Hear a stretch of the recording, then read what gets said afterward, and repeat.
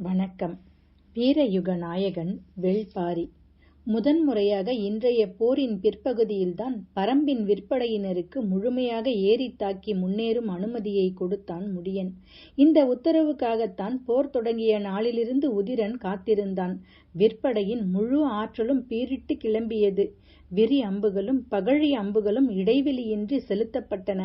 பரம்பு படையை முற்றுகையிட துணிந்தவனுக்கு தாங்கள் யார் என்பதை உணர்த்த ஒவ்வொரு வீரனும் துடித்தான். போர்க்களம் இதுவரை காணாத அளவுக்கு மரணத்தை கண்டது. எதிரிகளின் படையை முழுமையாக சுற்றி வளைத்த கருங்கைவாணன் நிலைமை இப்படி தலைகீழாக மாறுமென எதிர்பார்க்கவில்லை. எதிரிகளால் யானை படையை பிளந்து கொண்டு நண்பகலுக்குள் போர்க்களத்துக்கு ஆயுதங்களை கொண்டு வர முடியும் என்பதை அவனால் நினைத்து கூட பார்க்க முடியவில்லை. பரம்பு படையின் தாக்குதல் எல்லைக்குள் வேந்தர் படையின் முன்கள வீரர்கள் பெரும்பான்மையோர் சிக்கிக் கொண்டனர். பேரழிவுக்கு பின்னரே நிலைமையை உணர முடிந்தது. ஆனால் உடனடியாக படையை பின்வாங்க முடியவில்லை. ஒரே பகுதியில் ஏறி நின்று தாக்கினால் பின்வாங்குதல் எளிது. ஆனால் வேந்தர் படையோ அரை சுற்று வட்டத்தில் பரம்பு படையை சூழ்ந்து நின்றது. இத்தகைய உத்தியில் பின்வாங்குதல் எளிதல்ல. எதிரி படையை முற்றுகையிட்டு தாக்கும் முடிவை எந்த தளபதியும் எளிதில் எடுக்க மாட்டான். முற்றுகை என்பது எதிரி படையின் மீது முழுமையான அடைப்பை உருவாக்குவது. அந்த உத்தியை வகுத்துவிட்டால் பின்வாங்கல் என்பதற்கு இடமே இல்லை. எனவேதான் பின்வாங்கும் சூழல் ஒருபோதும் உருவாகாது என்ற முழு நம்பிக்கை இருக்கும்போது மட்டுமே முற்றுகை போரை நடத்துவர். கருங்கைவாணன் முழு நம்பிக்கையோடுதான் இந்த உத்தியை முன்னெடுத்தான். எதிரிகளின் கைகளில் ஆயுதங்கள் வந்து சேராமல் இருக்க யானை படையையும் கொண்டு போய் அடைத்து நிறுத்தினான். அவன் திட்டமிட்டதைப் போலவே முற்பகலுக்குள் பரம்பு வீரர்களின் கைகளில் இருந்த பெரும்பான்மையான ஆயுதங்கள் தீர்ந்தன. நிலைமை பரம்பு படைக்கான பேரழிவை நோக்கி நகர்ந்தது. ஆனால் தேக்கன் வகுத்த உத்தியால் வேந்தர் படையின் வேகம் குறைந்தது. குழப்பத்தை உருவாக்கி கருங்கைவாணனை திசை திருப்பினான். மூஞ்சலுக்குள் ஆபத்து ஏதுமில்லை என உறுதிப்படுத்திக் கொள்ளும் வரை கருங்கைவாணன் முழு வேகத்தோடு தாக்குதலை முன்னெடுக்கவில்லை. அதற்குள் நிலைமை தலைகீழாக மாறியது. பரம்பின் ஆற்றல் பீரிடத் தொடங்கியது. கடைசி 5 நாழிகையில் விற்படையினர் நிகழ்த்திய தாக்குதல் இதுவரை நடந்த மொத்த தாக்குதல்களுக்கும் நிகரானது. அழிவு, அழிவு, வேந்தர் படையில் பேரழிவு. களத்தில் கருங்கைவாணன் கையறு நிலையில் நின்றான். யானைப்படையை அழித்து நண்பகலுக்குள் ஆயுதங்களை எப்படி கொண்டு வந்தனர் என்பதை அவனால் புரிந்து கொள்ள முடியவில்லை. மனம் மிரட்சியில் இருக்கும்போது ஆற்றலை கைக்கொள்ள முடியாது. படையினர் மீள வழிகாட்ட முடியவில்லை. நெருக்கடி நிலையில் ஒருவன் சிறந்த முடிவை எடுக்க அவனது போர் அனுபவமே கை கொடுக்கும். ஆனால் கருங்கைவாணன் சந்தித்த எந்த போரும் இந்த போருடன் ஒப்பிடக்கூடியது அன்று. அவன் அதிகமான போர்களில் வெற்றி பெற்றுள்ளான். ஒரு சில போர்க்களங்களை விட்டு பின்வாங்கி வெளியேறியுள்ளான். ஆனால் இன்று அவனுக்கு ஏற்பட்ட அனுபவம் முற்றிலும் வேறொன்று. பரம்போடு போரிட தனது படைக்கு எந்த தகுதியும் இல்லையா என்ற கேள்வியை அடிமனதில் உருவாக்கியது அது. அதன் பிறகு அந்த கேள்வியே அவனை ஆக்கிரமித்தது. அதிலிருந்து அவன் மீண்டு வர நெடுநேரமானது. அதற்குள் நிலைமை கைமீறியது. முன்களத்தில் எண்ணற்ற வீரர்கள் பகழி அம்புக்கு பலியாகி மடிந்தனர். கவச வீரர்களின் படைக்கே இந்நிலையானதும் மற்ற வீரர்கள் பரம்பினரை நெருங்கவே அஞ்சினர். கைவிடப்பட்ட படை வீரர்கள் மலையென கொன்று குவிக்கப்பட்டனர். தட்டியங்காடெங்கும் குருதி பெருகி ஓடியது. எல்லாவற்றையும் பரன் மீதிருந்து பார்த்து கொண்டு நின்றார் திசைவேழர். நேற்றிரவு தான் அவர் கபிலரிடம் சொன்னார், இனி மரணமே இந்நிலத்தை ஆட்சி செய்யும். அந்த காட்சியைத்தான் அவர் இப்போது பார்த்து கொண்டிருந்தார். உடல் முழுவதும் செயலிழந்தது போல் இருந்தது. கண்விழி உயிரற்று அசைந்தது. ஆனாலும் நாழிகை கோலினை பார்த்தபடி தன் கைகளை மெல்ல உயர்த்தினார். முரசின் ஓசை எங்கும் எதிரொலித்தது. தட்டியங்காட்டின் 4ஆம் நாள் போர் முடிவுக்கு வந்தது. மலையடிவாரம் எங்கும் விரட்டப்பட்ட யானைகள் சிதறி திரிந்தன. நண்பகலுக்கு பிறகு யானைப்படை முற்றிலும் கட்டுப்பாட்டை இழந்தது. தளபதி உச்சங்காரிக்கு என்ன நடந்தது என்பதே புரியவில்லை. திடீரென யானைகள் மிரளத் தொடங்கின. நடுப்பகுதி யானைகள் பாகன்களின் மீது கட்டுப்பாட்டை மீறி மிரண்டு திமிரின. பயம் கொள்ளும் யானையின் பிளிரல் தனித்துவமாக தெரியக்கூடியது. ஒன்றுக்கும் மேற்பட்ட யானைகள் அதே போல பிளிரியவுடன் படையின் தன்மை உருமாறியது. பெரும் எண்ணிக்கையில் காட்டெருமைகள் மொத்தமாக உள்ளே நுழைந்தபோது படை தனது கட்டுப்பாட்டை இழந்தது. மேலே இருந்த வீரர்கள் தூக்கி வீசப்பட்டனர். நாலா பக்கமும் யானைகள் சிதறி ஓடின. காட்டுக்குள் ஓடத் தொடங்கிய யானையின் மீது பாகனோ வீரனோ உட்கார முடியாது. எல்லோரும் உயிர் பிழைத்தால் போதும் என்ற நிலையை அடைந்தனர். காரமலையின் கீழ்ப்பகுதி முழுக்க வேந்தர் படையின் யானைகளும் வீரர்களும் தவித்து அலைந்தனர். எதிரி நாட்டுக்குள் போரிட நுழைந்தவர்களின் பிடிபட்டவர்களை முழுமையாக அழித்தொழிப்பதே மரபு. ஆனால் பரம்பின் தரப்பில் சொல்லப்பட்டுவிட்டது, உயிர் பிழைக்க ஓடும் பாகன்களையோ வீரர்களையோ கொல்ல வேண்டாம். போரிடுபவர்களை மட்டுமே எதிர்கொள்வோம். அஞ்சி ஓடுபவர்களை அழிப்பது வீரமாகாது. நடுப்பகலில் இருந்து வேந்தர்களின் வீரர்கள் நாலா பக்கமும் ஓடிக்கொண்டிருந்தனர். மாலையில் போர் முடிவுற்றதன் அடையாளமாக முரசின் ஓசை பரண்மேலிருந்து வெளிப்பட்டது. இன்றைய போர் வேந்தர்களுக்கானதாக இருக்கும் என்ற நம்பிக்கையில் தொடங்கி பரம்புக்கான போராக முடிவுற்றது. பரம்பு வீரர்கள் பெருமகிழ்வோடு போர்க்களத்திலிருந்து திரும்பிக் கொண்டிருந்தனர். கபிலர் இரளிமேட்டிலிருந்து பாட்டப்பிறையில் அமர்ந்திருந்தார். வழக்கம் போல போர் முடிவுறும் போது நாகக்கரட்டின் மீதிருந்து நிலைமையை பார்ப்பது வழக்கம். ஆனால் இன்று இரளிமேட்டிலே இருந்துவிட்டார். சிதறுண்ட யானைகள் எங்கும் அலைவது ஒரு காரணம். இன்னொரு காரணம் நேற்று திசைவேழர் கூறிய சொற்கள். போர்க்களத்தின் பேரழிவை கண்கொண்டு பார்க்க முடியாத நிலையில் இங்கேயே இருப்போம், எல்லோரும் வந்து சேரட்டும் என்று அமர்ந்திருந்தார். பொழுது மறையத் தொடங்கியது.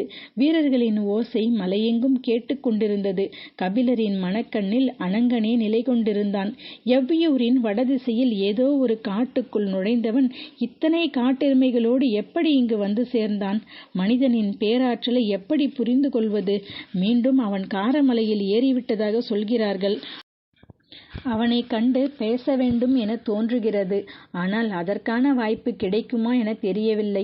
எண்ணங்கள் ஓடிக்கொண்டிருக்கையில் கபிலரின் முன்னால் வந்து வணங்கி நின்றான் ஒருவன்.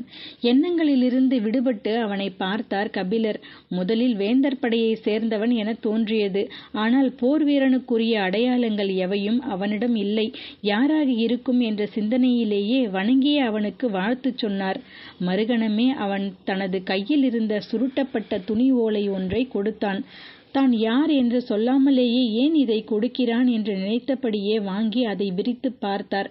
பார்த்த கணத்தில் பேரதிர்ச்சிக்குள்ளானார் கபிலர். சிறிது நேரத்தில் அவரின் கண்களில் நீர் பெருகியது. என் தலைமானவி பொற்றுவை என்று உதடுகள் துடித்தபடியே உச்சரித்தன. என் பெயர் காராளி என்று வந்தவன் தன்னை அறிமுகம் செய்து கொண்டான். தான் வெங்கல் நாட்டை சேர்ந்தவன் என்றும் போரில் ஈடுபடாத 6 ஊர்களில் ஒன்றை சேர்ந்தவன் என்றும் தன்னை பற்றி கூறினான். அவன் வரைந்த ஓவியம்தான் அது. அவளே திரைச்சீலைக்கு பின்னால் நின்று பார்ப்பது போல் இருந்தது. ஓவியத்தை விட்டு கபிலரின் பார்வை நகரவில்லை. உள்ளுக்குள் எண்ணங்கள் பீறிட்டு கொண்டிருந்தன. காராளியின் சொற்களை மனம் பெரிதாக கவனம் கொள்ளவில்லை. சற்றே அவசரத்தோடு காராளி தொடங்கினான். இளவரசி உங்களை காண வேண்டுமென காத்திருக்கிறார். அதற்கு உங்களின் அனுமதி வேண்டி வந்தேன்.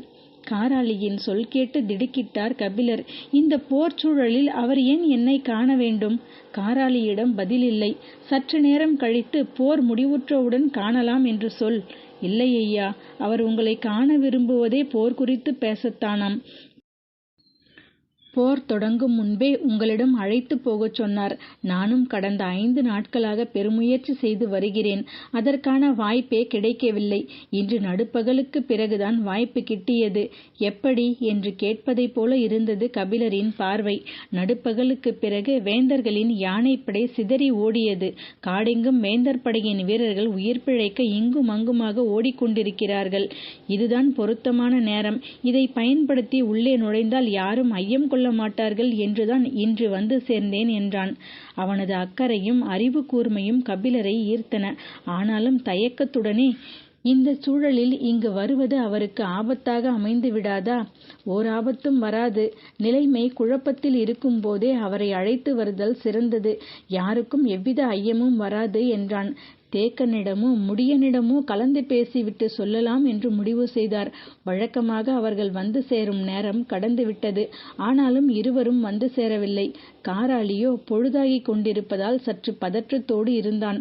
அப்போது இரளிமேட்டின் குகை பகுதியிலிருந்து வேகமாக கீழிறங்கிக் கொண்டிருந்தான் இரவாதன். அவனை பார்த்து தேக்கனும் முடியனும் ஏன் இன்னும் வந்து சேரவில்லை என்று சத்தம் போட்டு கேட்டார் கபிலர். தேக்கனுக்கு சற்று ஓய்வு தேவைப்படுவதால் இங்கு வரவில்லை. அவருக்கான குடிலிலேயே தங்கிவிட்டார். அவரை கண்டு பேசுவதற்காக முடியன் அங்கு போயுள்ளார். அவர்கள் இருவரையும் பார்க்கத்தான் நான் போகிறேன். எதுவும் சொல்ல வேண்டுமா என்று கேட்டுக்கொண்டே நடந்தான் இரவாதன். அவசர வேலையாக போய்க் கொண்டிருக்கிறான் என்று சிந்தித்த கபிலர், இல்லை, வந்தவுடன் நேரில் பேசிக்கொள்கிறேன் என்றார். என்ன முடிவெடுப்பது என தெரியவில்லை. குழப்பம் சற்று அதிகமானது. காராளியின் பதற்றமும் அதிகமானது. நான் விரைந்து போய் சேர வேண்டும். அப்போதுதான் இரவுக்குள் இளவரசிக்கு செய்தி சொல்ல முடியும் என்று வற்புறுத்தி கேட்டான். மீண்டும் அவனை கூர்ந்து பார்த்தார் கபிலர். நாளையோ நாளை மறுநாளோ இதே பொழுதில் அழைத்து வருகிறேன். அனுமதி கொடுங்கள் ஐயா என்றான். மனம் முடிவெடுக்க முடியாமல் குழம்பிய நிலையில் தலை மட்டும் சம்மதித்து அசைந்தது. கால் தொட்டு வணங்கி விடை பெற்றான் காராளி. தட்டியங்காட்டின் பேரழிவுக்கு முன் செய்வதறியாது நின்றிருந்தான் கருங்கைவாணன். பொழுதும் மங்கிய இருள் சூழ்ந்தது. தீப்பந்தங்களோடு உடல்களை அப்புறப்படுத்தும் வேலையில் கணக்கற்றோர் ஈடுபட்டனர். எங்கும் மரணத்தின் பேரோலம். இழுபடும் குரல்கள் உயிரை உதற முடியாமல் துடித்து தவித்தன. கருங்கைவாணனால் கூடாரத்துக்குள் இருக்கவும் முடியவில்லை, வெளியில் வந்து நிற்கவும் முடியவில்லை. தலைமை தளபதியின் போர் உத்தி தோல்வியடைந்தால் ஏற்படும் இழப்புகள் எவ்வளவு கொடியவை என்பதை இன்றைய போர்க்களம் உணர்த்தி கொண்டிருந்தது. யானைப்படை தளபதி உச்சங்காரி என்ன ஆனான் என்ற செய்தி ஏதும் இதுவரை கிடைக்கவில்லை. யானைப்படையை எப்படி நடுப்பொழுதுக்குள் கலைத்தனர் என்பது புரியவில்லை. காட்டெருமைகள் யானைப்படைக்குள் நுழைந்த இடத்தை பார்த்த வீரர்கள் யாரும் உயிரோடு இல்லை. முன்னும் பின்னுமாக இருந்த யாருக்கும் என்ன நடந்தது என்பது விளங்கவில்லை. பெருந்தாக்குதலால் படையை சிதறச் செய்து விட்டார்கள் என்பதுதான் புரிந்தது. கருங்கைவாணன் குழம்பி தவித்து வேதனையில் மூழ்கிக் கொண்டிருந்தான். வழக்கமாக வேந்தர்கள் கூடி பேசும் நேரம் நெருங்கிவிட்டது. ஆனால் யாரும் இன்னும் மையக்கூடாரத்திற்கு வந்து சேரவில்லை. வேந்தர்களை கண்டு என்ன சொல்லப் போகிறோம் என்பது புரியவில்லை. கருங்கைவாணன் வாழ்வில் இவ்வளவு மோசமான இழப்பு எந்த ஒரு போர்க்களத்திலும் அவனுக்கு ஏற்பட்டதில்லை. ஏறக்குறைய கையறு நிலையில் அவன் நின்றான். வேந்தர்கள் ஏன் இன்னும் தங்களின் கூடாரங்களை விட்டு மையக்கூடாரத்திற்கு வராமல் இருக்கின்றனர் என்பது அவனுக்கு புரியவில்லை. குழப்பத்தோடேயே உட்கார்ந்திருந்தான். மூவேந்தர்களும் தங்களின் படைகளுக்கு ஏற்பட்ட பாதிப்பை பற்றிய முழுமையான செய்தியை அறிந்து கொண்ட பிறகு கூடாரத்திற்கு வரலாம் என காத்திருந்தனர். ஏற்பட்டுள்ளது பேரிழப்பு. போர்க்களத்திலிருந்து எண்ணிலடங்காத பிணங்களை வெளியேற்ற வேண்டியிருந்தது. எண்ணிக்கையை கண்டறிவது இரவுக்குள் இயலாது என்று அமைச்சர்கள் தரப்பில் தெரிவிக்கப்பட்டது. போரின் போக்கு பற்றி உதயஞ்சேரலுக்கு மறு சிந்தனை உருவாகத் தொடங்கியது. பாண்டியனை நம்பி பெரும் படையோடு களம் புகுந்தது சரியா என்ற கேள்வி மேலெழுந்தது. இந்த கேள்விக்கு அடிப்படை காரணம் பரம்பு வீரர்கள் ஒரே நேரத்தில் முற்றுகையை தகர்த்த அளவில்லாத இழப்பை உருவாக்கியதும் யானை படையை சிதறடித்ததும் தான். பரம்பு படைக்கு இதைவிட பெரிய நெருக்கடியை இனி கொடுத்துவிட முடியாது. எனவே இந்த போரின் போக்கு தனக்கான வெற்றி வாய்ப்பை இழக்கத் தொடங்கிவிட்டது என அவன் எண்ணினான். அப்போது கூடாரத்துக்குள் வந்த பணியாளன் சொன்னான், சோழ பேரரசர் தங்களை காண காத்திருக்கிறார் என்று. தன்னை போல நம்பிக்கை இழந்த நிலையில் அடுத்து என்ன செய்யலாம் என்பதை பற்றி பேச செங்கணச்சோழன் வந்திருப்பான் என நினைத்தான் உதயஞ்சேரல். ஆனால் உள்ளே வந்தவனின் முகத்தில் மகிழ்ச்சி தெரிந்தது. உதயஞ்சேரலுக்கு புரியவில்லை. வந்ததும் 3 கோலை சாய்த்துவிட்டு இருக்கையில் அமர்ந்தபடி செங்கணச்சோழன் சொன்னான், எல்லாம் நல்லபடியாக முடிந்தது. உதயஞ்சேரலுக்கு புரியவில்லை. முகத்தில் குழப்பமே மிஞ்சியது. அதை உணர்ந்தவாறு செங்கணச்சோழன் கூறினான், ஈங்கையனிடம் பேசிக் கொண்டிருக்கிறோம் என்று சொன்னேன் அல்லவா? அது நல்லபடியாக முடிந்தது. உதயஞ்சேரலுக்கு உயிர் வந்தது போல் இருந்தது. உண்மையாகவா? நீங்கள் சொல்வதை செய்ய ஒப்புக்கொண்டு விட்டானா என்று வேகமாகவும் உணர்ச்சி வசப்பட்டும் கேட்டான். ஆம் என்று தலையசைத்தான் செங்கணச்சோழன். அதன் பிறகு உரையாடல் தொடரவில்லை. அமைதி நீடித்தது. என்ன நடந்தது என்று அவன் சொல்வான் என காத்திருந்தான் உதயஞ்சேரல். சற்று நேரத்திற்கு பிறகு செங்கணச்சோழன் சொன்னான், நாளை இரவு பாரி 10ஆம் குகையில் தங்குகிறான்.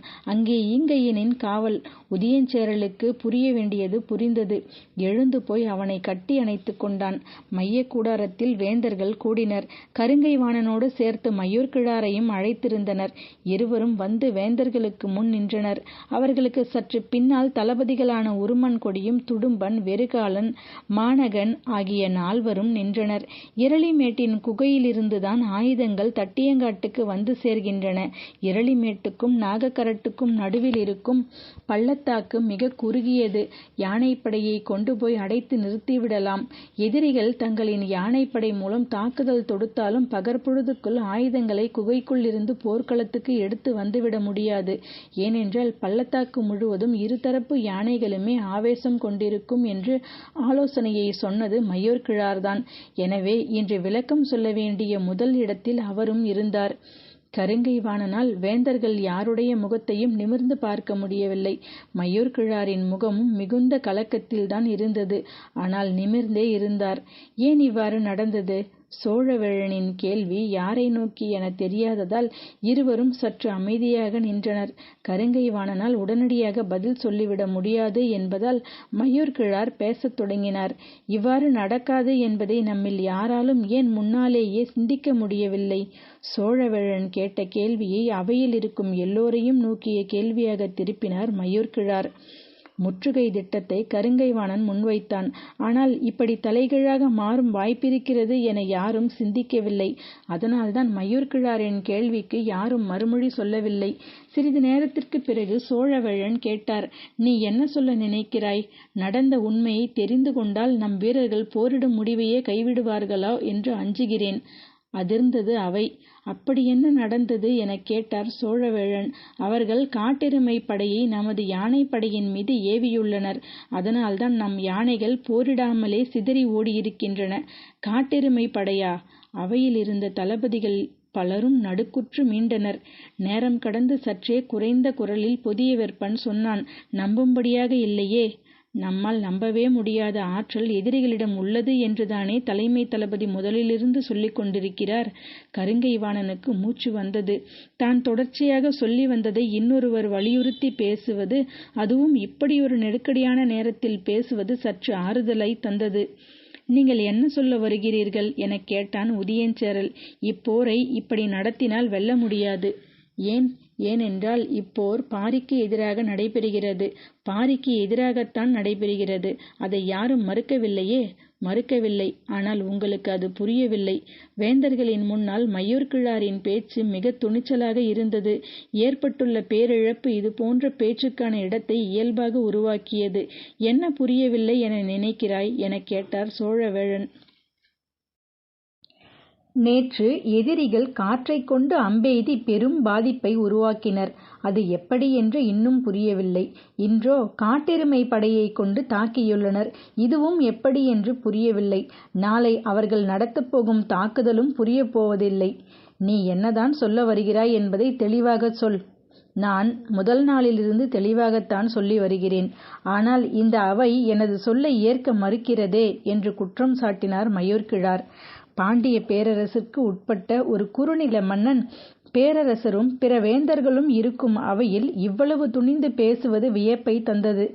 ஆனாலும் அவனிடம்தான் பாரியை பற்றியும் பரம்பை பற்றியும் அறிந்து கொள்ள வேண்டிய செய்திகள் இருக்கின்றன என்பதால் மற்ற இரு வேந்தர்களும் சற்றே ஆர்வத்துடன் கேட்டனர். ஆனால் மயூர்கிழாரின் பேச்சால் கடும் சினம் கொண்டான் புதிய வெப்பன். சற்றே உரத்த குரலில் சொன்னான், புதிய தாக்குதல் திட்டத்தை நீ வைத்திருந்தால் அதை நேரடியாக சொல். சுற்றி வளைத்து பேசாதே. இளவரசர் என்னை மன்னிக்க வேண்டும். 4 நாள் போரையும் முழுமையாக கவனித்ததால் சொல்கிறேன். தலைமை தளபதி உள்ளிட்ட நம் தளபதிகள் யாருக்கும் இந்த போரை எப்படி நடத்துவதென்றே தெரியவில்லை. அவை அதிர்ந்தது. கருங்கை வாணன் அதனினும் அதிர்ந்தான். இப்போதுதான் தனக்கு ஆறுதலாக அவனது பேச்சு இருக்கிறது என நினைத்தான். ஆனால் அடுத்த கணமே அவனை தகுதியற்றவனாக்கினான். கருங்கை வாணன் வகுத்த திட்டத்தில் நீ கண்ட குறை என்ன? சோழவேழனின் கேள்விக்கு மயூர்கிழார் சொன்னார், ஒவ்வொரு நாளும் எதிரியின் படையை வெல்வதற்கான உத்தியையே அவர் உருவாக்கினார். அது முற்றிலும் தவறு. என்ன உளறுகிறாய்? எதிரியின் படையை வெல்வதற்குத்தானே போர் நடக்கிறது. அதை செய்வதற்கு உத்தியை உருவாக்குவதில் தவறென்ன இருக்க முடியும்? எதிரி படையை வெல்வது நமது இறுதி இலக்கு. ஆனால் ஒவ்வொரு நாள் போரிலும் இறுதி இலக்குக்கான உத்தியையே உருவாக்கக்கூடாது. அவையின் ஆழ்ந்த கவனிப்பு மயூர்கிழாரின் சொல்லின் மேல் குவியத் தொடங்கியது. மயூர்கிழார் தொடர்ந்து சொன்னார், இந்த போர் பாரிக்கு எதிரானது. ஆனால் இன்று வரை அவன் போர்க்களத்துக்கே வரவில்லை. அவன் எங்கே இருக்கிறான் என்றே தெரியாது. பிறகு எப்படி இந்த போர்க்களத்தை நம்மால் வெற்றி கொள்ள முடியும்? அவையின் அமைதி மேலும் அடர்த்தி கொண்டது. அவன் மிக உயரமான இடத்திலிருந்து இந்த போரை வழிநடத்துகிறான். நமது படையின் ஒவ்வொரு நகர்வையும் அவனால் தெளிவாக பார்க்க முடிகிறது. அடுத்த நகர்வை அவனால் உணர முடிகிறது. நாம் செய்வதையும் செய்யப்போவதையும் அவன் எளிதில் கணிக்கிறான். நாம் அவனது கால்களுக்கு அடியிலிருந்து சண்டை போட்டுக் கொண்டிருக்கிறோம். அவனோ நமது தலைக்கு மேலே இருந்து தாக்குதலை வழிநடத்துகிறான். காற்றையும் காட்டெருமையையும் பயன்படுத்தியது போரிட்டு கொண்டிருக்கும் அவர்களின் தளபதிகள் எடுத்த முடிவுகள் அல்ல. இன்னும் சொல்லப்போனால் இப்படிப்பட்ட முடிவுகள் எடுக்கப்படக்கூடும் என்பது கூட அவர்களுக்கு தெரிந்திருக்க வாய்ப்பில்லை. பாரி மலையின் மாமனிதன். உருளும் கற்களையும் வீசும் காற்றையும் பயன்படுத்த தெரிந்த பேரறிவாளன். அவனோடு போரிட்டு கொண்டிருக்கும் நம் தளபதிகளோ வாளையும் வேலையும் நம்பி போரிட்டு கொண்டிருக்கிறார்கள். அவை அதிர்ச்சி மேல் அதிர்ச்சி கண்டு உரைநிலை அடையத் தொடங்கியது. குலசேகர பாண்டியன் எதுவும் சொல்லாமல் மயூர்கிழாரையே கூர்ந்து பார்த்து கொண்டிருந்தான். மற்றவர்களோ ஒருவர் முகத்தை இன்னொருவர் பார்த்து கொள்ள முடியாத நிலையில் அமைதி கொண்டிருந்தனர். மயூர்கிழாரோ வேகம் குறையாமல் தொடர்ந்தார். 2ஆம் நாள் போரிலேயே தேக்கனை வெட்டி எறியும் வாய்ப்பு கிட்டியது. அதை தலைமை தளபதி தவறவிட்டார். அன்று அது நடந்திருந்தால் போரின் போக்கே மாறியிருக்கும். அதனால்தான் நான் முதலிலேயே சொன்னேன், நமது உத்தி தேக்கனுக்கும் முடியனுக்குமானதாக இருந்திருக்க வேண்டும். ஆனால் அது தளபதிக்கு புரியவே இல்லை. வேட்டூர் பழையனை விரட்டி கொண்டு காட்டுக்குள் போகாதீர்கள் என்று கத்தினேன். அதை பொருட்டாகவே அவர்கள் நினைக்கவில்லை. இப்படித்தான் இந்த போர்க்களத்தில் ஒவ்வொரு நாளும் நடக்கிறது.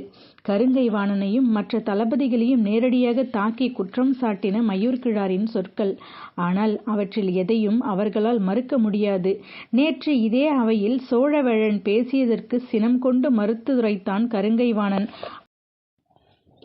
ஆனால் இன்று அதன் தலைகீழ் நிலை நடந்து கொண்டிருந்தது. வேந்தர்களுக்கு முன்னால் தளபதிகளின் தவறுகளையும் செயலின்மையையும் வெளிப்படையாக எடுத்துக் கூறினார் மயூர்கிழார். நான் இக்கணத்தில் என் மகன் இளமாறன் உயிரோடு இல்லையே என வேதனைப்படுகிறேன். தட்டியங்காட்டையும் நாகக்கரட்டையும் இரளிமேட்டையும் அவனளவுக்கு அறிந்தவர்கள் யாரும் இருக்க மாட்டார்கள். இவ்வளவு பெரும் படையோடு மூவேந்தர்களும் அணிவகுத்து நிற்கும் இந்த போர்க்களத்தில் அவன் நின்றிருப்பானேயானால் பரம்பின் கதறலை இந்நேரம் நாம் கேட்டுக்கொண்டிருப்போம். இப்போதோ நமது கதறலை அவர்கள் கேட்டுக்கொண்டிருக்கிறார்கள். இவன் கூறுவதை எதிர்கொள்வதற்கான சொல்லே யாருக்கும் சிக்கவில்லை. பாரி ஏற்படுத்திய பேரழிவை தனக்கான முழு வாய்ப்பாக பயன்படுத்திக் கொள்கிறான். அதே நேரம் தனது விசுவாசத்தை வலிமையாக நிலைநிறுத்துகிறான். இவன் நோக்கம்தான் என்ன என்பது கருங்கைவாணனுக்கு பிடிபடவில்லை. சரி, இப்போது என்ன செய்ய வேண்டும் என நினைக்கிறாய்? கேள்வி சோழவேழனிடமிருந்து வந்தது. பாரியை உடனடியாக போர்க்களத்துக்கு வரவழைக்க வேண்டும்.